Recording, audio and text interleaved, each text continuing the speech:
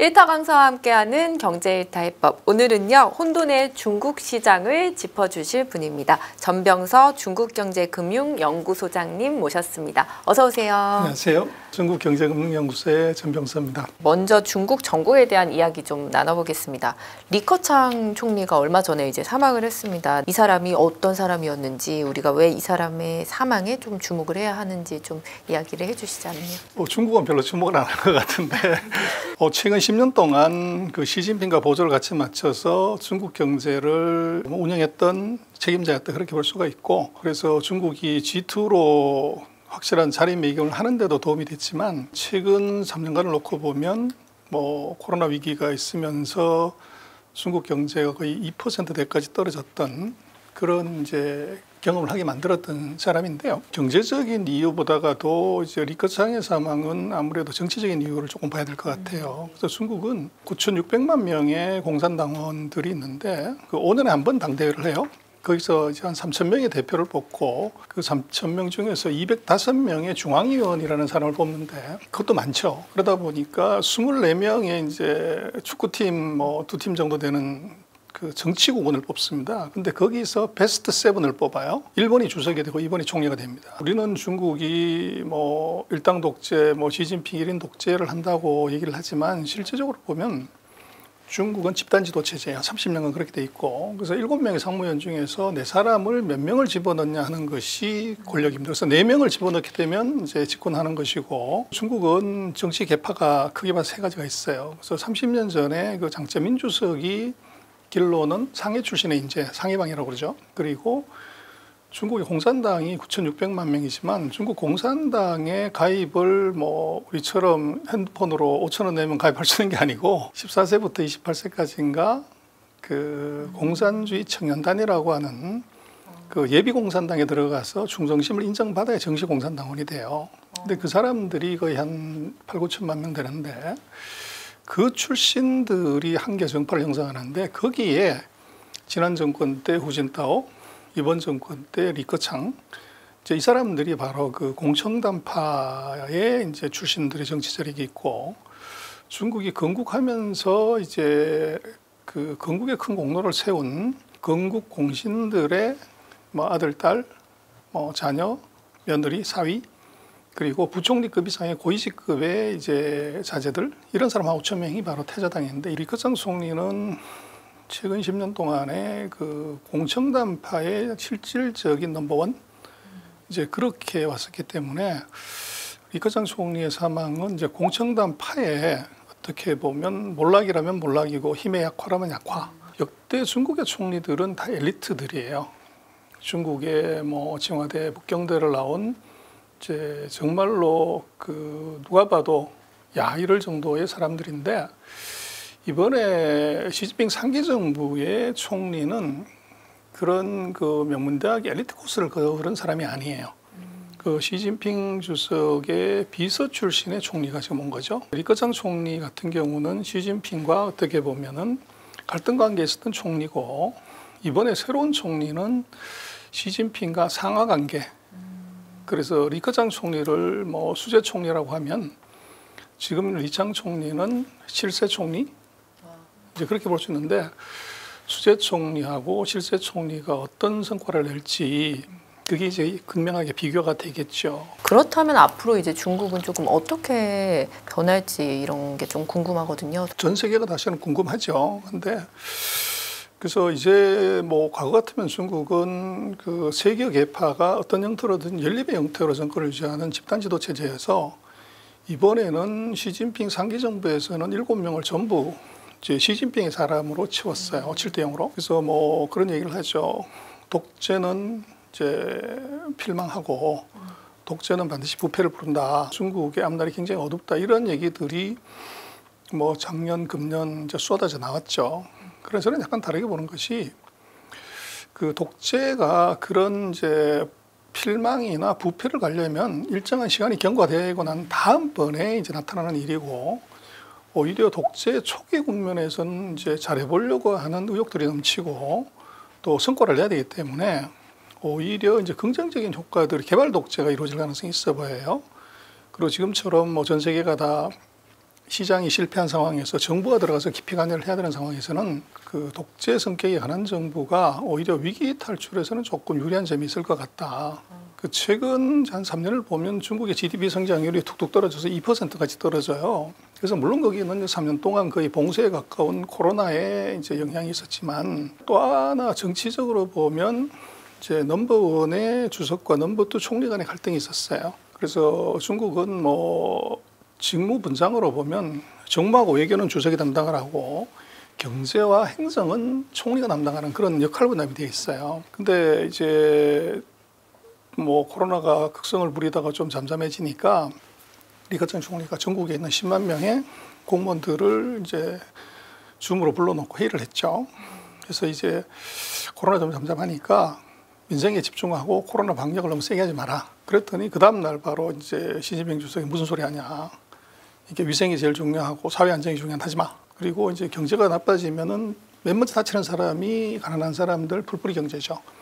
그래서 풀뿌리 경제를 살려야 한다는 이제 그런 명분으로 리커창 총리가 뭐 이제 노점상이라든지 개인 자영업자를 이제 영업도 허용해주고 좀 부양을 해라 그랬더니 그 다음날 바로 시진핑 주석이 사회 안정이 더 중요하다 하지 마. 그래서 이제 둘 사이의 갈등이 계속 이제 있었고 그러다 보니까 공무원들 입장에서 예를 들어서 사장님하고 회장님하고 서로 싸우면 누구 편 들어야 되냐? 이제 가만히 있는 게 답이죠. 그래서 중국의 경제 성장률이 최근 3년간 지속적으로 하락한 이유 중에서는 그런 이제 헤드 간의 그 갈등이 중요한 요인 하나 됐는데 이번에는 이제 그런 총리와 주석의 관계가 그 수평적인 갈등의 관계가 아니라 수직적인 상호 관계이기 때문에 일사불란하게 이제 이게 진행이 될 수 있는 강점이 있다는 거죠. 그래서 부정적인 것은 장기적인 얘기고 단기적으로는 오히려 이제 이런 세계적인 불황 또 중국의 3년 코로나 후유증을 극복하는 데는 오히려 제가 볼 때는 그런 독재 또는 이제 그 총리와 주석이 같은 팀인 것이 조금 위기 탈출에서 유리한 점이 있다 저는 그렇게 봅니다. 중국이 사실 우리나라 경제에도 영향을 많이 미치고 있는데 좀 설명을 그 부분에 대해서 좀 해주시자면. 그 중국과 우리는 이념의 동지나 사상의 친구였던 적이 단 한 번도 없어요. 92년에 이제 우리가 30년 친구다 얘기를 하지만 뭐 6.25 때 중공군이 우리한테 총을 겨눈 사실은 적이죠. 그런데 우리가 잘 지냈던 이유는 오로지 딱 하나 돈. 돈 되면 친구지만 돈 안 되면 돌아서면 적이죠 뭐. 한중 관계가 지금 30년 중에서 최악이라고 그러거든요. 우리가 30년 동안 중국에서 엄청난 돈을 거의 7천억 불 이상의 흑자를 받다가 금년도에 적자가 나죠. 그래서 돈 잃고 마음 좋은 사람이 없는데 그런 이제 이해관계가 걸립니다. 뭐 최근 30년간로 보면 중국은 우리한테 가장 많은 달러를 가져준 달러박스였다. 그리고 한국의 대표적인 이제 상품인 반도체 최대 수출치가 중국이고 그리고 최대 무역 흑자국이 중국이었죠. 미국이 예전에 뭐 기침하면 우리가 감기 몸살 들듯이 중국이 이제 감기 몸살이 들면 우리는 거의 이제 몸 좀 눕는 상황이 우리한테 벌어진 거죠. 그래서 예를 들어서 보면 우리가 코로나 때 우리 전 세계에서 3등하는 현대차 그룹이 자동차에 들어가는 이제 하네스라고 하는 그런 이제 제품 하나가 중국에서 못 들어오면서 우리가 조업을 중단했단 말이에요. 그래서 마주보고 있으면 세상이 제일 가까운데 돌아놓으면 지구 한 바퀴를 만나야 되는 사람이 부부죠. 한국과 중국의 관계는 다 그건 것 같아요. 그래서 마주보고 있으면 서로 붙어 있는데 삐져서 돌아놓으면 지구 한 바퀴 돌아야 만나는 이제 그런 관계라는 거죠. 그래서 지금 중국하고 한국의 관계는 뗄래야 뗄 수가 없는 관계인데 최근에 우리는 뭐 경제 구조로 보나 또 이제 무역수지 흑자로 보나 또 요 중요한 상품의 그 공급망으로 보나 이건 단절하기가 현실적으로 거의 불가능한 그런 쪽인 것 같아요. 이게 또 약간 이제 우리가 모순이 있는 것이 그 반중 정서는 역대 최악인데 요즘 그 보면 대학이나 젊은이들이 많이 가는 거리에 그 중국식 샤브샤브죠. 허거집이 난리예요. 탕후루 때문에 뭐 치과 의사 선생님들이 앞으로 뭐 20년은 더 호황이겠다고 얘기할 정도로. 근데 그게 이제 중국이 그렇게 믿고 싫고 하면서도 어떻게 보면 식문화는 굉장히 빠른 속도로 많이 들어온다는 걸 어떻게 봐야 되냐. 그래서 이게 조금 이제 우리가 언론이나 이런 쪽의 그 트렌드에 그냥 편승해가지고 타고 들어가는 그 생활은 여건은 별개인 그런 부분이 있는 것 같아요. 그래서 결론적으로 뭐냐면 중국은 우리로서는 뗄 수 없는 관계이기 때문에 좀 냉정하게 봐야 되고 거기에 중국이 우리한테 섭섭하게 한 것 또는 무례하게 군 것의 그 정서 위에다가 경제 데이터를 같이 놓고 보고 경제를 같이 놓고 보면 크게 오판할 가능성이 있는 것 같아요. 그래서 우리로서는 중국을 이제는 굉장히 조심해야 되는 나라이고 그 조심해야 된다는 것의 의미는 그 미중이 전쟁을 하면서 지금 세상은 기술도 아니고 공장도 아니고 공급망의 전쟁이거든요. 그래서 중국은 어떤 나라냐 그러면 예전에는 우리 제품 가서 OEM 생산하고 그 물건만 들어온 나라에서 이제는 중국은 사우디다 그렇게 얘기 드릴 수 있을 것 같아요. 사우디에서 석유가 못 들어오면 우리 이제 다 올스톱이죠. 근데 지금 한국에서 뭐 대표적인 수출 상품 두 개를 들려면 자동차하고 반도체인데 반도체하고 전기차에 들어가는 배터리의 가장 중요한 리튬 같은 경우에 우리 대중국 의존도가 반도체가 40%, 리튬 뭐 배터리가 한 80%가 넘어가요. 그래서 만약에 이게 문제가 생기면 이게 자동차하고 반도체가 우리 수출하는데 어떻게 되냐. 그래서 이제는 중국은 우리한테는 이 사우디다. 미중 경제적 단절에 대한 이제 우려가 큰 가운데 IMF가 보고서를 통해서 중국 OECD 디리스킹을 하면 한국이 가장 큰 피해를 볼 수 있다. 뭐 이렇게 보고서를 냈더라고요. 아무래도 뭐 디리스킹을 이제 하게 되면 주요 국가들이 뭐 리쇼어링을 오히려 할 수도 있고 오히려 또 가까운 주요 국가들끼리 프렌드 쇼어링을 또 할 수도 있고 뭐 중국과 아무래도 밀접하게 엮여 있는 우리나라한테는 이래나 저래나 좋은 상황은 조금 아닐 것 같아 보이는데 이게 정확하게 한국에 어떤 영향을 미칠지. 단칼에 찔러서 기절시키지 못하고 엉뚱한데 여러 군데 자꾸 찌르면 내성만 길러주고 힘만 길러준다. 지금 미국이 중국에 대한 제재를 벌써 7년째 하고 있는데 중국을 자처시켰거나 어떻게 보면 봉쇄해서 끝을 내지를 못했어요. 그래서 중국의 무역수 적자는 계속 사상 최고치고 그 중국이 미국 대비 GDP 규모를 보더라도 계속 늘어나고 있어요. 그래서 이게 찔러 죽여서 좌절시킨 것이 아니라 계속적으로 더 강하게 만드는 이런 효과가 나타나는데 이제 미국이 드디어 이제 기술을 갖고 반도체를 갖고 봉쇄를 하고 첨단 기술을 봉쇄하게 되는데요. 문제는 이제 그 기술 봉쇄를 했을 때 중국이 항복하고 손들고 포기하면 좋은데 어떤 경우에도 포기하지 않고 간다는 거죠. 지금 전 세계 인구의 5분의 1이고 미국 경제 규모의 70%가 넘는 나라 그리고 대학생이 1년에 1,100만 명이 나오는 나라에서 독하게 마음 먹고 어떤 아이템이든 개발하겠다고 집중하게 되면 그건 국산화가 가능하죠. 시간의 문제일 뿐이고. 근데 문제는 그걸 국산화를 한다고 했을 때 미국이 만들고 있는 최첨단은 그것은 당장 만들기 어려울 거예요. 그러나 한국이 만들고 있는 2류 제품, 3류 제품의 경우는 당초의 예상보다는 훨씬 더 이견이 빨리 땡겨져서 국산을 해버리면 우리가 팔 룸이 없어지는 거죠. 그래서 결국은 저 디리스킹이 중국을 자극을 해서 오히려 더 이제 빠른 국산화를 만들었을 때 거기에 이제 최대 피해자는 한국이 될 수가 있는 거죠. 중국이 184조 원 국채 발행을 했더라고요. 큰 의미 없어요. 그래서 이제 이게 우리가 언론에서 중국을 얘기를 할 때 조금 정확하고 신중하게 얘기를 해야 되는데 요즘 언론들이 뭐 클릭수에 목숨 걸다 보니까 팩트 체크나 어떻게 보면 사실 확인보다가는 반중 정서 최악에 맞춰갖고 이제 글을 쓰다 보니까 이런 일이 벌어지는데요. 중국이 국토 면적으로 보면 우리 98배예요. 인구로 보면 28배고요.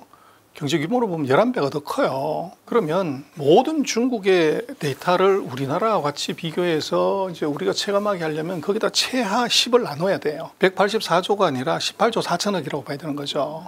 요즘 우리 뭐 부동산 PF가 140조니 170조니 하는데 지금 18조 정도가 됐을 때 이게 무슨 큰 충격을 주냐. 그렇지 않다는 거죠. 우리가 중국이 1조 위안을 정부가 갑자기 넣었다고 하는 것은 2009년에 글로벌 금융위기가 터졌을 때 원자보 총리가 했던 재정 지출을 이제 떠올리게 되는 거죠. 그래서 그때 4조 위안을 퍼넣어가지고 6%였던 성장률을 12%로 한 방에 올리죠. 그래서 이번에도 한 1조 집어넣으면 어떤 이펙트 있겠냐 그러는데 이것은 그 사이에 중국의 경제 규모가 커져가지고 중국의 GDP가 지금 120조예요. 거기서 1조면 한 0.8%? 2009년에 4조 위안은 당시의 중국 GDP의 18%입니다. 그래서 지금으로 본다고 하면 적어도 20조 위안 이상을 퍼넣어야 그때 4조하고 비슷한 영향을 주는 거죠. 우리나라도 그렇지만 중국도 양극화가 정말 심각하더라고요. 이런 양극화가 우리한테 또 미칠 영향, 또 양극화, 중국의 양극화 상황 한번 짚어주세요. 뒷자리 좌석이 가장 편안한 차. 그러면 이제 벤츠 S클래스를 얘기를 한단 말이에요. 근데 전 세계에서 벤츠 S클래스 누가 제일 많이 사냐 그러면 누가 많이 살 것 같습니까? 중국이 전 세계 벤츠 S클래스 36%를 삽니다. 미국이 13%, 독일이 10%. 9년 전만 해도 중국에서 하루 1달러가 안 되는 돈으로 사는 절대 빈곤 인구가 9천만 명이나 돼요. 그런 나라에서 벤츠 S클래스가 가장 많이 팔린다는 거, 이게 이제 적나라한 양극화의 단면을 보여주는 거죠. 근데 웃기는 것은 중국이 인당 소득 13,000달러에 가능한 나라지만 코로나 그 난리를 쳤는데도 중국이 에어버스 380 어떻게 보면 유럽의 최고의 비행기를 460대를 샀어요. 그래서 그 얘기는 이제 우리로 보면 중국의 양극화는 그거는 리창 총리, 시진핑 주석이 걱정해야 될 문제고, 우리는 오히려 양극화가 심화될수록 이 밑에 단이 아니라 위에 단에 전 세계 최대 구매력을 가진 사람들한테 뭘 팔래? 이게 우리 연구 대상이어야 되고, 어떻게 보면 이제 그 마케팅의 포인트가 돼야 되는데, 이제 중국은 큰일 났다. 양극화가 심화돼서 진이 계속 높아지기 때문에 곧 망할 거야.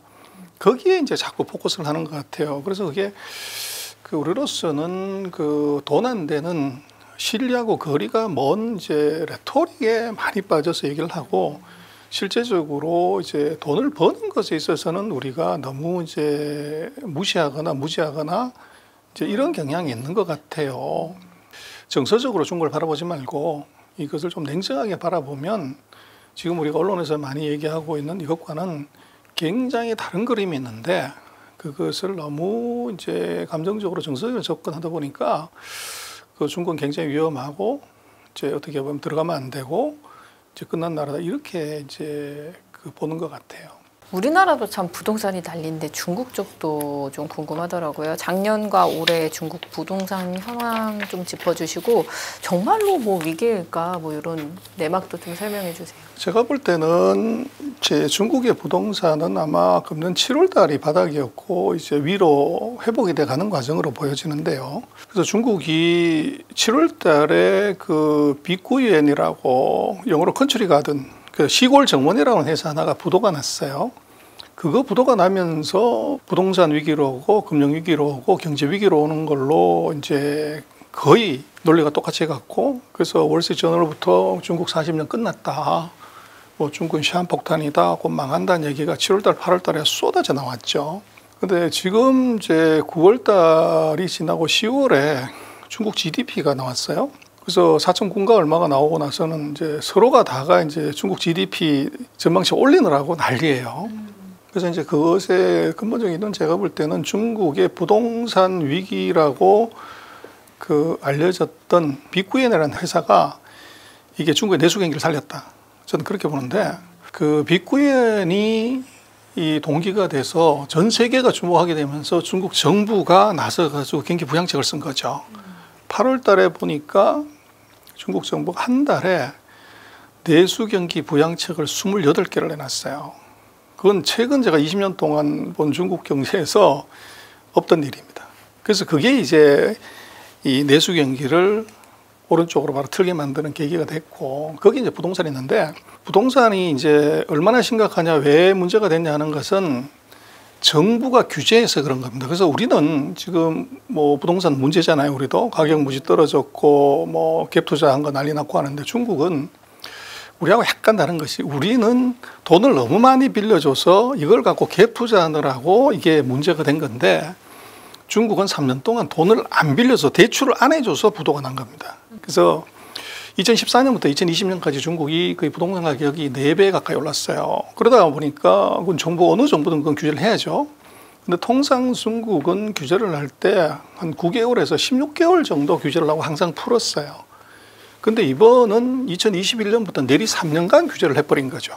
그 규제가 너무 길었고, 그 과정에서 이제 코로나가 같이 겹치다 보니까 이제 수요가 죽어버린 현상이 나타난 거고, 문제는 이제 그 중국이 집값이 뭐 1,500 올라가니까 빨간색 선을 3개를 그었어요. 예를 들어서 단기 채무보다도 현금은 많아야 된다. 뭐 부채 비율은 100% 이하여야 된다. 이런 세 가지 그 리스크 관리 조건을 내걸고 그것에 금을 밟으면 세 개를 다 밟으면 대출 빵. 대출을 전에 안 해주는 거죠. 뭐 이런 식으로 제한을 두면서 대출을 확 줄여버린 겁니다. 근데 부동산이라고 하는 것은 중국은 빨리 이제 땅 사가지고 빨리 분양하고 그러면 땅값하고 분양대금까지 같이 받아가지고 또 대출까지 받아서 또 더 넓은 땅을 사도 또 이제 리볼빙을 많이 시키는 것이 비즈니스 모델이에요. 근데 대출을 안 해줘 버리니까 이게 이제 축소 지향으로 가버린 거죠. 그래서 이게 이제 문제가 된 것이고, 그래서 이제 7월 달에 비구이엔이라는 회사가 부도나면서 중국 부동산에서 다 끝난 것처럼 이렇게 하는데, 그 비구이엔이 2022년에 중국에서 1등하는 부동산 회사였어요. 근데 우리도 이제 조금 생각을 해봐야 되는 게, 우리가 대우건설이 전에 부도난 적이 있잖아요. 대우건설 부도났다고 나머지 모든 건설 회사가 다 부도났냐? 그건 아니잖아요. 그렇듯이 우리가 지금 오해하는 것은 비쿠이라는 회사가 부도났기 때문에 1등이 부도났으면 나머지 다 엉망진창 됐겠구나. 이렇게 이제 오인을 한 거죠. 탑10 중에서 부도난 회사는 비쿠이엔 하나고 나머지 9개에서는 멀쩡하게 그냥 있다는 거예요. 그래서 그게 이제 다른 점이고, 중국에 이제 우리가 보면은 언론에 뭐 거의 도배를 하다시피 한 게 중국 부동산이 GDP의 30%가 넘는다. 그럼 GDP 30%가 망하면 이건 경제가 위기 오는 건 분명하죠. 근데 그게 뭐가 이제 오류가 있었냐면, 중국의 부동산은 GDP 비중이 12%예요. 가장 높았을 때 15%고. 그리고 왜 30%, 35%냐 그러면 거기다가 시멘트, 철근, 뭐 이제 건자재, 가구, 가전, 자동차 이거 다 합쳐가지고 이제 30몇 %다 이렇게 보고 이게 이제 문제가 된다고 얘기를 하는 거예요. 근데 그게 얼마나 과정이 돼 있냐면, 중국은 세계 공장이잖아요. 세계 공장이면 이제 공업 제품들이 가장 많은데 공업이 GDP에서 차지하는 비중이 한 29%밖에 안 돼요. 세계를 먹여 살리는 그 산업이 GDP의 3분의 1인데 부동산이 3분의 1이다. 이건 말이 안 되는 얘기죠. 근데 그 부동산 중에서도 100대 기업 중에서 상위 1개 기업이 부도났는데 100개가 다 부도난 것처럼 그렇게 오인을 하면 이게 문제가 돼요. 근데 우리가 지금 바라본 거는 바로 그겁니다. 2021년에도 이제 흥다라고 하는 회사가 부동산 회사가 부도가 났어요. 이제 그때는 그 회사가 1등이었는데 그때 아마 신문 검색을 해보시면 지금보다 더 난리였어요. 뭐 부동산 위기, 뭐 중국발 뭐 서브프라임 했는데 그때 흥다의 채무 구조가 2조 4천억 위안 정도 돼요. 근데 이번에 비구이엔이 한 1조 4천억이거든요. 근데 문제는 흥다가 2021년에 부도났지만 아직도 멀쩡하게 그냥 있어요. 근데 2021년에 중국에 무슨 위기가 왔냐? 22년 뭐 문제가 있었냐? 근데 이번에 흥다보다도 한 절반, 한 60% 정도 되는 회사가 부도가 났는데 이게 건설 경기의 위기, 또 경제 위기 뭐 이렇게 온다고 하는 것은 너무 과장이 돼 있는 거죠.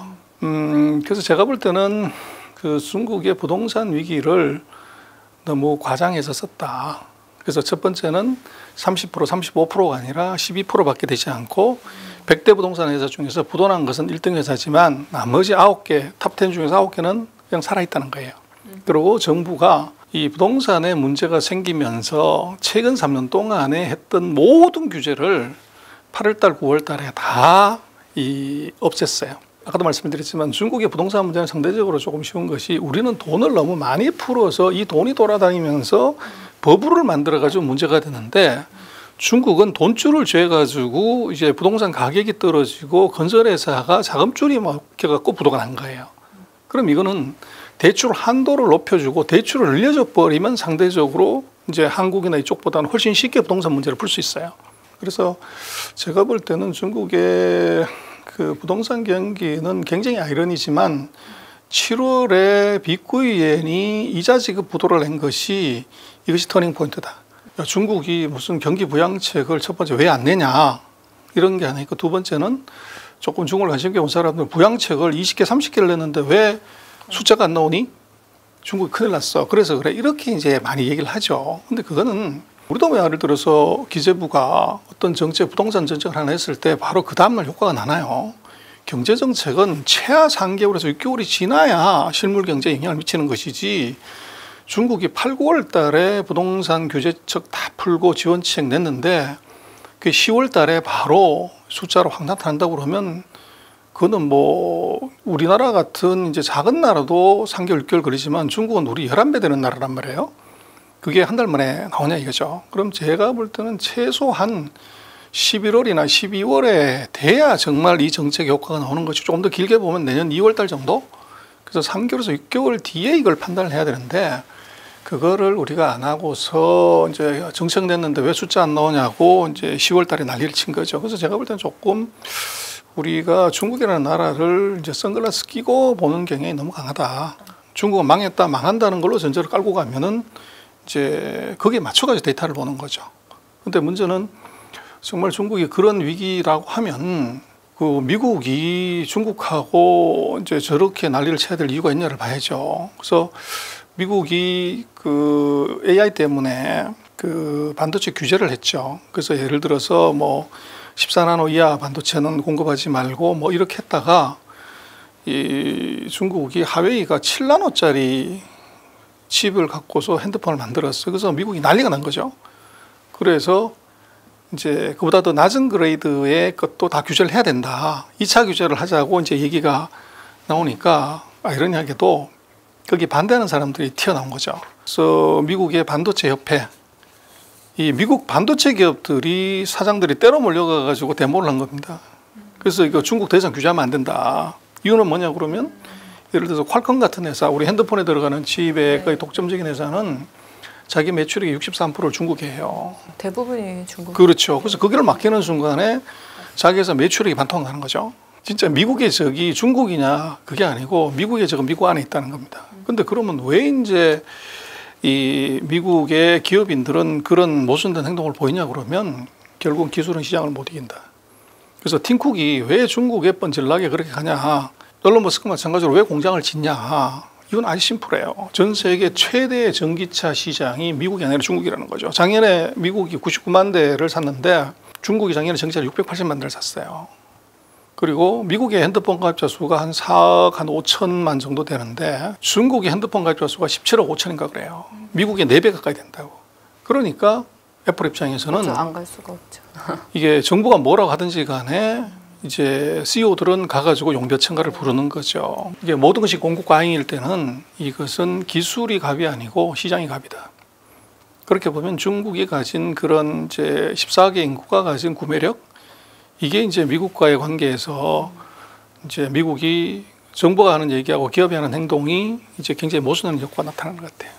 2024년 중국의 부동산 시장 조금 상업용 부동산과 개인의 집값 어떻게 보시는지 또 그게 한국에 이제 미칠 영향이 어떤지 설명 부탁드릴게요. 제가 볼 때는 작년이 최악인 것 같고요. 내년 아마 상반기에는 아마 플러스 숫자를 볼 것 같아요. 그리고 그 GDP가 정상화가 되면 상업용 부동산도 같이 갈 것 같고, 그래서 우리로서는 중국의 뭐 건자재하고 그 철강을 팔기 때문에 중국의 부동산 경기가 플러스로 돌아선다고 하면 건자재나 철강 쪽에서 우리 플러스 요인이 있어요. 그래서 뭐 나쁘지 않다. 이제 그렇게 볼 수 있을 것 같습니다.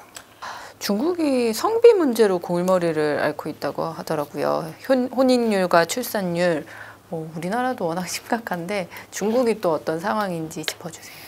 중국은 40년 동안 아기를 한 명밖에 안 낳기 때문에, 근데 우리도 뭐 얼마 전까지 남아선 우선상이 굉장히 컸기 때문에 그 중국은 우리가 더 심하죠.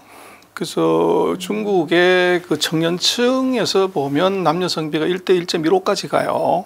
그 인구로 보면 중국이 매년 이제 정상적인 경우에 한 1,500만에서 12,000만 정도가 아기들이 태어났었는데, 뭐 이론상으로 한 100만 명에서 150만 명은 죽었다 깨도 신부를 못 구하는 애들이 나오는 거죠.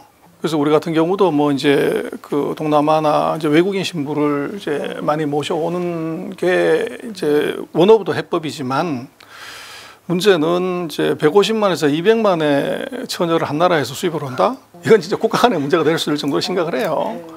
이제 남녀 성비가 그렇다가 보니까 이제 둘이서 그 소개팅을 나가거나 했을 때 맨 먼저 물어보는 것이 뭐 직장이 어디냐, 뭐 이제 이런 취미가만 이게 아니고 네 여우 처음 와? 너 차 있냐? 이게 첫 번째 질문이라는 거죠. 아니 나 뚜벅인데, 그러는 순간에 그럼 바로 짜지 가버린다는 거죠. 그렇게 되면 이제 이 친구가 집에 돌아가가지고 나 차 사야겠다. 제일 만만한 사람이 아무래도 엄마가 되죠. 네. 그럼 할아버지, 할머니, 외할아버지, 할머니, 엄마, 아빠 6명의 어른이 돈 10만 원씩 내면 바로 중국의 경차들이 한 10만 원에서 15만 위안이면 사요. 그래서 어른 6명이 자기가 7명이니까 2만 원씩 내면 바로 그 다음날 차 사는 거죠. 그래서 이제 중국의 자동차가 바로 그런 성비 불균형이 만들어낸 수요가 있고 또 이제 그렇게 차를 샀더라도 문제는 자네 집 있나? 그렇게 물어봤을 때 집이 없다고 하면은 나는 집 없는 남자한테 내 딸을 못 주네. 그러는 순간에 이거 깨지는 거죠. 그렇게 되면 어떻게 되냐? 이제 온 가족이 또 집을 이제 집을 사야 되는 거죠. 그래서 결국은 샹하이의 집값은 장모님이 결정한다. 그런 말이 있을 정도로 남녀 성비가 이게 중요해요. 지금 중국 같은 경우도 그 출생률이 작년에 보면 중국 인구가 감소를 해요. 한 80만 명. 그래서 매년 중국이 한 1,500만 뭐 이렇게 이제 인구가 늘어나다가 작년에 956만 명인가로 훅 떨어졌어요. 그리고 이제 결혼도 보통 한 1,400만 쌍 정도 했는데 그 최근 10년 사이에 그게 훅 떨어져 가지고 한 658만 명 작년에 그렇게 많이 떨어졌죠. 이번에 중국이 부동산을 왜 3년 동안이나 세게 이제 규제를 했냐 또 하나의 이유는 바로 남녀 성비 문제가 있어요. 그래서 중국이 앞으로 한 15년 동안 또는 길게 보면 30년 동안 이제 정치의 아젠다를 공동 부유를 하겠다. 다 같이 잘 사는 걸로 하겠다고 그러는데 그게 가장 이제 독이 되는 게 세 가지가 있었다는 거죠. 첫 번째는 이게 부동산, 두 번째는 이제 독점적으로 이득을 많이 보는 플랫폼 기업. 그리고 애들 대학 보내는데 엄청난 이제 고액가열을 하는 사교육 업체. 이 세 개를 이제 손을 보는데 그 1번으로 들어간 게 바로 부동산이에요. 근데 부동산을 왜 규제를 했냐 그러면 거기에 이제 젊은 애들이 애를 안 낳으니까 결혼도 안 하고 해서 물어본 거죠. 왜 결혼 안 하냐? 그리고 왜 애를 안 낳냐고 그랬더니 집값이 이렇게 높은데 그다음에 애를 낳았을 때 애 교육을 어떻게 시키냐. 그래서 지금 중국 사회 최대 문제가 바로 이 집을 사는 문제하고 사교육 문제니까 그럼 이거 정부가 해결할 수 있는 게 뭐냐? 집값을 올리는 것의 구조적인 뒷손은 이건 부동산 기업이라는 거죠. 그래서 얘들을 규제한 것이 부동산 규제를 길게 한 이유고 중국의 사교육도 우리도 강남 대치동이 세지만 중국은 그보다 훨씬 셉니다. 그리고 중국은 신동방이라고 그 사교육 업체가 나스닥에 상장까지 한 회사가 있어요. 무지 큰 회사죠. 그래서 이런 회사들을 이제 다 규제를 했던 것도 결국은 이제 그런 남녀 성비의 문제 또 그로 인한 그 결혼 정년기의 이제 지속적인 상승 또 출생률의 하락 그 세 가지가 같이 이제 모여 있는 거죠. 얼마 전에 제가 연차에 놀러 연희동하고 연남동을 갔는데 중국인들이 진짜 많더라고요. 코로나 이후에 이제 관광객들이 이제 다시 많이 보이는 것 같은데 한국 뭐 부동산 쇼핑을 시작한 거 아니냐 뭐 이런 이야기도 있고 소장님은 좀 어떻게 보실까요? 그건 아니고요. 그래서 이제 우리가 뭐 중국이 제주도에서 부동산 많이 샀다고 그러는데 중국 국내 사람이 1년에 갖고 나올 수 있는 해외로 갖고 올 수 있는 외화 한도가 있어 5만 달러인가 2만 달러인가요? 그 이상 갖고 가면 그건 이제 신고해야 돼요. 합법적인 이유가 있어야 돼. 그래서 현실적으로 그 합법적으로 돈을 갖고 들어와서 한국의 부동산은 그건 불가능해요. 대부분 한국에서 부동산을 샀다고 하는 것은 기업의 계좌를 이용을 해서 해외에 돈이 나왔거나 환치기를 해서 온 거지 정상적인 루트는 아니다. 근데 이제 관광객도 우리가 이제 크게 많이 기대했던 것은 뭐 명품 관광, 그래서 신세계나 롯데나 뭐 갤러리아 같은 쓸어가죠. 그쪽이 이제 다 쓸어갔는데 이번에 아마 28만 9천 명인가 이번 국경절에 관광이 왔다고 그러는데 명품병들이 별 재미가 없었다는 거예요. 그래서 이유가 뭐냐 그랬더니 예전 같았으면 맨 먼저 쫓아오는 것이 이제 그 백화점, 뭐 연설점의 명품관이었는데 그게 아니었다는 거예요. 이제 맨 먼저 간 게 올리브영. 화장품. 그리고 두 번째가 트와이스 공연 보러 갔다는 거죠. 그리고 한국의 이제 블로그에 올라온 전부 이제 한국의 맛집에 거기에 가서 이제 그 음식 투어를 하고 그렇게 패턴이 바뀌었다는 거죠. 그러다 보니까 우리가 당초에 기대했던 이제 중국 관광객이 한국에 이제 쇼핑에 큰 변화를 줄 거다. 그래서 명동하고 이제 강남이 뭐 흥청거릴 거라고 그랬는데 그 예상이 빗나간 거죠. 그 이유가 뭐냐면 코로나 기간 그 3년 동안 중국이 전부 온라인으로 모든 것을 거래하게 돼서 전 세계 제품을 다 이제 서비를 해봤고 해남도에 전 세계에서 제일 큰 면세점을 3개나 만들었어요. 그래서 굳이 면세품을 세관 눈치 봐가면서 그렇게 마음 졸이면 살 필요가 없다는 거죠. 중국 안에서 살 수 있기 때문에. 그래서 굳이 한국에 면세품 쇼핑을 하러 올 이유가 이제 없어졌고, 그렇다고 그러면 여기는 이제 정말 먹고 마시고 이제 눈을 즐겁게 하는 체험 관광이 위주가 된 거죠. 그래서 중국은 3년 동안에 엄청나게 변화했지만 우리는 중국에 대한 생각, 기억은 4년 전에 그대로 머물러 있다는 게 문제예요. 우리가 그 사이에 중국을 이제 뭐 싫어하고 또 미워하는 게 강했기 때문에 안 본 거죠.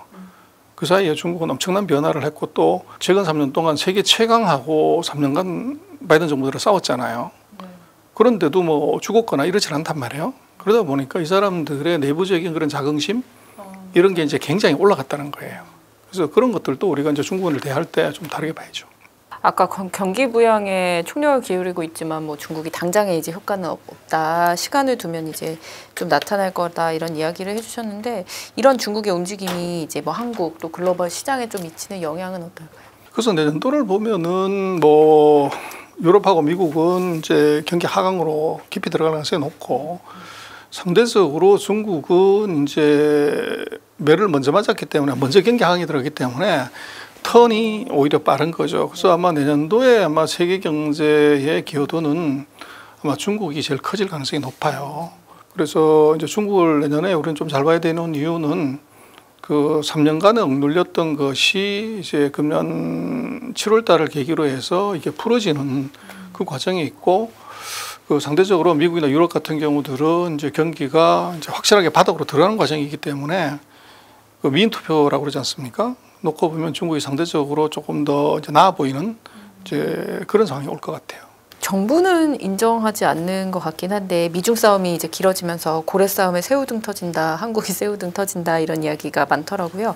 한국이 이제 중국과의 관계를 조금 어떻게 풀어 나가야 될지도 관건일 것 같은데, 여기에 대해서는 어떻게 보실까요? 우리는 이제 아무래도 뭐 새 정부 들어서는 미국과 보조를 맞췄기 때문에 뭐 탈중국에 우리가 적극적으로 협조를 했었죠. 근데 이제 문제는 미국이 스탠스를 바꿨단 말이에요. 7월 달부터 히로시마 정상회담 이후에 디커플링에서 디리스킹으로 이제 바꿔놓고 이제 뭔가 변화가 생겼는데, 거기에 우리가 조금 지금 당혹스럽죠. 우리는 디커플링에 올인했다가 그 디리스킹이 뭐냐 물어봤더니 반도체, 인공지능, 양자통신 이거 3개 빼놓고는 중국과 협력하는 거다. 이게 이제 미국이 재정의한 그 디리스킹의 정의라고요. 그럼 우리로서는 이거 굉장히 이제 당황스러운 일이 사실은 벌어졌고, 그래서 이제 뭐 그런 것 같아요.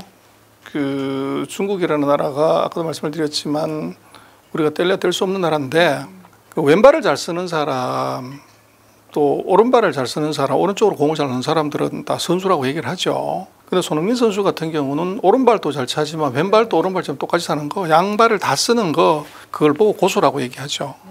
그래서 우리가 한편에 줄 서가지고 잘하는 것, 그건 그냥 선수고, 이게 양편에 다 서서 이제 우리가 이득을 극대화할 수 있는 게 그게 우리 외교고 우리나라의 실력이어야 되죠. 그래서 우리가 미국하고는 70년간 이제 우위를 다진 정말 오랜 친구인데, 거기하고 잘 지내는 건 기본이고, 30년 된 이제 나라하고 그럼 이건 완전히 끝내고 이쪽만 가면 되냐 하는 것에서, 아까도 말씀을 드렸지만 중국이 가진 지금 공급망에서의 원자재의 그 비중이 워낙 크기 때문에 우리로서는 굉장한 리스크가 지금 존재를 해요. 그래서 중국은 제가 볼 때는 달러 박스가 아니라 사우디처럼 관리해야 된다 지금. 그걸 관리 잘 못하면 우리 자동차, 전기차, 반도체가 한 방에 내려앉을 수 있는 리스크를 우리가 안고 있기 때문에 중국은 이제 사우디의 석유를 관리하듯이 그렇게 하는 것이 맞고, 그리고 이제 분명한 것은 과거 같았으면 이제 중국이 우리를 뭐 사장님, 회장님, 뭐 형님 그렇게 모시다가 이제 30년이 지난 지금에는 이제 홀대하다 박대하다 못해 냉대를 하죠. 근데 이제 최근 이제 한 1년 사이에 보면 미국이 한국한테 큰 병풍을 쳐준 것 같아요. 미국의 동맹 안에 지포 동맹, 뭐 IPF 동맹, 한미일 동맹에 들어가면서 중국이 한국을 함부로 하기가 어려운, 미국의 눈치를 봐야 되는 아주 좋은 큰 병풍을 하나 쳐준 것 같아요. 그러나 병풍을 갖고서 돈을 벌 수는 없어요. 바람만 막아준 것이 그 안에서 행사를 해서 돈을 벌고 실리를 챙기는 것은 그 병풍 안에 들어있는 사람들의 몫이에요. 그래서 미국이라는 좋은 병풍이 이게 만들어졌지만 이걸 활용해서 중국한테서 우리가 어떤 이득을 뽑고 어떻게 우리가 활용할 거냐 하는 부분에 있어서는 이건 진짜 많이 생각을 해야 되는데 우리는 이제 미국이 얘기하는 디커플링에 그냥 그대로 따라가다가 보니까 이걸 어떻게 해야지 하는 것에 대해서 우리가 방법론을 지금 생각을 못하는 것 같아요. 호랑이 잡으려면 호랑이 굴에 들어가야 되는데 미국 얘기는 다 공장 빼라는 거 아니에요. 기술 다 빼라는 거예요. 다 철수하라는 거잖아요. 그런데 그것은 미국은 상징이 독수리죠. 그래서 독수리는 하늘에서 얘기를 하는 것이고 땅에 있는 것은 다른 문제예요. 그래서 미국 말 듣고 공장 다 빼고 다 철수하면 미국의 말대로 했을 때 우리가 얻는 실리는 뭐냐. 그래서 호랑이를 못 잡죠. 절대로. 그래서 이제 미국의 얘기하는 것들을 참고는 해야 되겠지만 그대로 맹신해서 가다가 보면 우리가 돈이 안 생긴다. 또 이제 우리가 뭐 역사적으로 보더라도 어느 나라든 반도 국가는 우선 대륙 국가하고 해양 국가의 그 갈등 사이에 있기 때문에 해양에 붙든 대륙에 붙든 한 군데만 붙었을 때 항상 이게 문제가 됐었어요. 제가 볼 때는 반도 국가는 필연적으로 이게 양다리 걸치는 전략은 이건 숙명이거든요. 근데 그걸 한쪽으로만 몰게 되면 이제 손해를 봐야 되는 부분이 분명히 있다고요. 그게 이제 양다리라고 얘기하지만 손흥민 선수 보고 양다리라고 비우는 사람 한 명도 없잖아요. 양발을 다 쓸 수 있는 최고의 레전드 고수라고 얘기를 하잖아요. 저는 외교도 똑같을 것 같아요. 한국이 외교나 중국 관계는 손흥민 선수를 잘 벤치마킹해야 된다 그렇게 보입니다. 중국 정권이 바뀌면 우리가 좀 더 유리하게 외교를 좀 풀어나갈 수 있을까요? 그것은요. 뭐 미국이 딱 그거죠. 뭐 트럼프가 이제 낙선하고 바이든이 됐을 때 이제 중국이 야 이거 한숨 쉬겠다 생각을 했는데 계피해서 산에 같은 늑대가 나온 거죠. 바이든이라는 더 노예한 정치인이 완전히 이제 중국의 목을 조르는 그런 현상이 나타났고 제가 볼 때는 중국하고 관계도 마찬가지인 것 같아요. 중요한 것은 정권이 어떻게 되든지 간에 국가 간의 이거 관계는 이건 힘으로 얘기하는 것이지 새치혀로 얘기하는 거 아닙니다. 힘이 없으면 꿇어야 되고 깔아야 되는 것인데 중국이 우리한테 형님, 뭐 사장님, 선생님이라고 불렀을 때가 90년대인데 그때 보면 우리 GDP가 중국 GDP의 83%가 들어갔어요. 중국의 100분의 1밖에 안 되는 국토 면적 그리고 중국의 3분의 1도 안 되는 인구가 중국의 80%까지 왔기 때문에 우리가 존경받았고 대접받았지만 지금 이게 뭐 9%, 10% 밑으로 내려왔다고요? 그러면 그때 우리가 대접받았던 것의 사이즈의 10분의 1로 잡아들었을 때 같은 대접을 기대할 수가 있냐? 그건 불가능해요. 그렇지 않습니까? 그래서 우리가 결국은 중국하고의 관계는 우리 경제 규모를 중국의 과거 80% 가듯이 그렇게 올리면 대접받는 것이고 지금처럼 9%, 8%, 7%, 6%, 5% 내려가면 이것은 계속적으로 냉대 홀대 받을 수밖에 없죠. 이제 미국이 중국의 목을 조른다고 그랬을 때 핵심 기술을 갖고 조르잖아요. 우리도 그럴 수 있는 기술을 만드는 것이 이제 답이지 지금 뭐 이게 망한다 안 한다 이런 얘기 갖고서 우리끼리 이제 논쟁하고 하는 것은 전혀 의미가 없는 일인 것 같아요. 최근에 중국 YMTC가 232단 랜드를 양산했습니다. 한국은 지금 238단, 뭐 턱밑까지 쫓아왔다, 막 이런 얘기가 나오는데 중국 반도체 지금 어느 정도 수준으로 보세요? 반도체는 이제 만들어 봤다는 것하고 이걸 대량으로 생산한다는 건 별개 문제예요. 그래서 한 개는 뭐 여러 가지 트라이얼 앤드를 해가지고 하나를 만들 수 있지만 그걸 대량으로 생산하는 문제는 완전히 다른 문제고 지금 뭐 200몇 단을 개발했다고 하는 것은 이제 할 수는 있지만 그걸 대량으로 양산을 하려면 설비가 있어야 돼요. 그리고 양산에 들어갔을 때 전혀 예기치 못하는 많은 변수들이 수율을 낮추게 돼요. 그래서 우리 같은 경우는 반도체 산업이 레버러토리에서 개발을 하면 그게 일드가 수율이 한 40% 됐을 때 이제 램프업을 한다고 그러죠. 양산을 걸어요. 그래서 중국이 지금 했다는 것은 실험실에서 한번 만들어 봤다는 것이지 이걸 대량으로 생산해서 이제 규모의 경제적 효과를 누릴 수 있는 거냐 그건 전혀 아니에요. 그리고 그 중국이 지금 14나노 정도를 뭐 하고 있고 랜드 같은 경우가 지금 128단 뭐 이 정도 생산한다고 그러는데 그럼 대략 우리하고 기술 격차가 2년에서 한 7년 정도 납니다. 2년이 7년이 짧은 것 같지만 첨단 산업에서는 6개월이 한 텀이라고 봐야 돼요. 그래서 아직 중국하고 우리하고는 그 특히 메모리 쪽에서는 갭이 굉장히 큽니다. 그래서 우리가 여전히 우위를 갖고 있는 쪽이고 그래서 중국 같은 경우는 미국의 제재를 확실하게 받고 있기 때문에 그 18나노 이하의 메모리를 만들 수 있는 장비 자체가 이게 구입을 할 수 없어요. 그래서 실험실에서 뭐 몇십 개를 만들어 보는 건 가능하지만 대량으로 생산할 수 없는 단계이기 때문에 한국으로서는 뭐 메모리 쪽에서는 제가 볼 땐 적어도 8년에서 한 12년 정도? 그 정도 우리가 그 룸을 확보한 것 같아요. 이게 이제 미국이 뭐 우리한테 준 기회죠. 그래서 제가 생각할 때는 뭐 바이든 대통령 생일 때 우리가 금송아지 한 10마리씩 선물로 줘도 아깝지 않은 이제 그런 것 같아요. 그럼 미국의 중국 제재가 잘 되고 있다라고 좀 보시는 거세요? 아닙니다. 구멍이 뻥뻥 뚫려 있는데 중요한 부분은 막아놓은 거죠. 그래서 개발은 할 수 있지만 양산을 못하게끔 장비 수급이 안 되게끔 완전히 막아놓은 것, 이게 이제 미국이 잘한 거죠. 그래서 우리로서는 거기에 같이 이제 달려가지고 중국으로 장비 갖고 들어가지 못한다. 그 조항에 같이 걸리는데 한국의 삼성이나 하이닉스는 이제 미국이 예외 조항을 해서 허용을 해줬죠. 근데 그것도 사실은 공짜가 아니죠. 우리가 미국에다가 삼성 같은 게 250억 불짜리 공장을 지어주잖아요. 그래서 그러니까 이제 봐준 거죠. 과거 같았으면 기술이 제일 중요했죠. 근데 그것이 이제는 기술이 아니라 공장이 있냐 없냐가 중요해졌고, 공장이 있다고 지금 중요한 게 아니라 만들 수 있는 장비가 더 중요해졌고, 장비가 값인 것처럼 생각했지만 소재가 없으면 아무것도 못해요. 그래서 대만도 그렇고 한국도 그렇고 네덜란드 ASML이라고 하는 회사가 만드는 노광 장비를 이걸 못 사게 되면 삼성이고 TSMC고 아무것도 못하는 일이 벌어졌어요.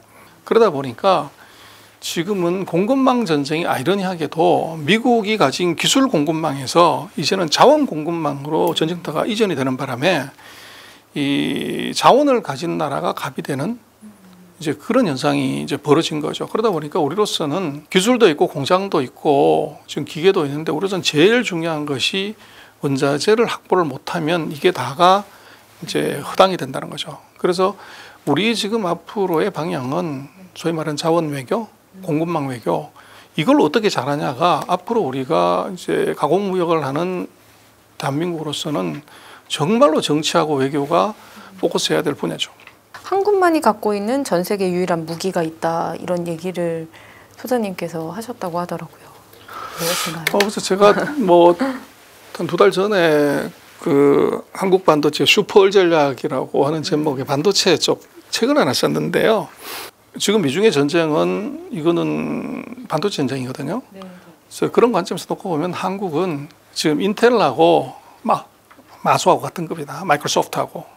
인텔하고 마이크로소프트가 전 세계 시장에서 예를 들어서 MS 오피스의 그 OS 점유율이나 인텔의 CPU 점유율이 한 60% 70%예요. 그래서 이게 1등이라고 그러는데 지금 한국은 D램에서 전 세계 마켓쉐어가 한 70%, 많이 갈 때 75%까지 가요. 그래서 결국은 한국의 2개 회사가 이게 마이크로소프트나 인텔 같은 위치까지 올라온 거죠. 우리도 모르게. 세계 시장에서 1% 점유율만 가져도 대단한 거고 10%면 목에 힘주는데 우리가 70%를 가졌다? 이거는 누구도 대체를 못해요. 지금 미국도 D램을 못 만든다고요. 지금 뭐 이제 전 세계가 다 열광하고 있고 그게 이제 엔비디아의 그 칩셋이잖아요. 엔비디아가 주가가 그까이 거 반토막 낼 수 있다고요. 누가? 우리 대한민국이. 그래서 엔비디아의 GPU로에다가 거기다가 우리 HBM이라고 하는 메모리가 같이 붙어야 칩셋이 형성이 되는데 이 고대역 그 메모리 칩을 하이닉스하고 삼성밖에 못 만들어요 지금. 정말 하이닉스가 독하게 마음먹고서 공급 안 하게 돼버리면 어떻게 되냐. 엔비디아 칩셋은 그 쓸모가 없어요. 그리고 다른 데서 구할 수가 지금 없는 상황이에요. 그렇게 보면 한국으로서는 지금 미중이 전쟁을 벌였고 전 세계가 지금 반도체 전쟁인데 전쟁에서는요 자기가 잘하는 걸로 싸워야지 못하는 걸로 싸우는 건 그건 바보짓이에요. 그래서 우리나라 언론에 보면 우리나라가 뭐 비메모리가 3%밖에 점유율을 차지하지 못해가지고 뭐 우리가 문제가 많고 뭐 어쩌고 나오는데 그거 엉터리예요. 미국은 그러면 메모리 비중이 얼마냐? 중국은 얼마고 대만은 메모리가 빵인데? 그렇죠. 유럽도 빵이단 말이에요. 파운드리만 하니까. 그래서 그렇게 놓고 보면 그 우리가 가진 것을 어떻게 잘 활용해서 이제 레버리지를 크게 거냐는 것에 포커스를 해야지 지금 못하는 것을 다시 이렇게 세워서 간다면 그 30년 걸려요. 근데 천만다행으로 우리는 미국과 이제 유럽, 심지어 일본까지도 중국까지도 같이 못하는 것을 갖고 있는 게 우리 D램이에요. 그리고 이제 이 D램이라는 게 그게 CPU가 되든 GPU가 되든 반드시 이제 한 세트로 가야 되는 거기 때문에 거기서 정말 천행으로 우리가 1등을 하고 있는 거죠. 그래서 결국은 그런 말 있지 않습니까? 시력이 실력이라고. 근데 그 시력이라는 게 뭐 2.0, 1.5가 아니라 바로 인사이트입니다. 통찰력. 그래서 40년 전에 그 할아버지의 해안이 40년 지나고 나서 대한민국을 지금 당당하게 만들었고 아들과 손자를 웃게 만들었잖아요. 그 경영자의 해안 이게 너무너무 중요하고 뭐 삼성전자 같은 그런 회사를 3개만 더 만들면 뭐 한국은 그게 미국이든 중국이든 꿀릴 게 없잖아요. 그래서 우리로서는 지금 굉장히 좋은 당당함을 가질 수 있는 것을 가진 건 그 메모리다. 뭐 반도체 가격 떨어졌다고 메모리 가격 떨어졌다고 징징거리지만 제가 볼 때는 그 한 방에 2배 올릴 수 있어요. 누가 삼성전자가 감산을 50%만 해버리면 생산량을 반으로 줄여버리면 시장은 바로 쇼트지로 돌죠. 그럼 단가는 뭐 3배, 4배 그대로 뛰는데 생산량을 2배를 올려가지고 매출액을 2배를 하는 거나 감산을 50%에서 가격을 3배로 뛰게 만들어서 매출액을 3배로 만드는 거나 똑같은 거죠. 근데 삼성은 지금 제가 볼 땐 전략적으로 너무 잘하고 있어요. 그래서 지금 전 세계가 다 돈이 없어서 설비도 잘 못한다는데 삼성은 불황에도 라인 하나 더 짓잖아요. 그러면 이 불황이 끝나고 다시 리커버가 됐을 때는 그때는 설비 투자를 안 한 회사들은 마켓쉐어를 잃어버리는 것이고 삼성은 새로 라인을 투자했으니까 그만큼 더 버는 거죠. 그 삼성이 죽는 소리하고 하지만 그건 제가 볼 때는 약자 코스프레를 하는 것이고 오히려 그 안에는 자기가 50% 마켓쉐어를 갖고 있는데 당장이라도 시장의 수급은 바로 바꿀 수 있어요. 근데 그것이 미국 회사가 대만 회사가 아니라 대한민국 회사가 그걸 하고 있다는 거예요. 한국 기업에 대한 너무 과도한 자기 비하 또 이런 것들은 그건 정말 바람직하지 않은 것인데 우리는 뭐 그렇잖아요. 그 미국 거는 다 좋고 일본 건 다 좋은데 우리 거는 이제 못하다. 이제 그런 생각, 그런 관점, 그건 제가 볼 땐 버려야 될 것 같아요. 앞으로 이제 중국과의 관계에 있어서 향후 좀 남은 변수라고 보시는 것과 우리가 좀 잊어서는 안 되는 어떤 핵심 이런 부분에 대해서 마지막으로 말씀 한마디 해주시죠.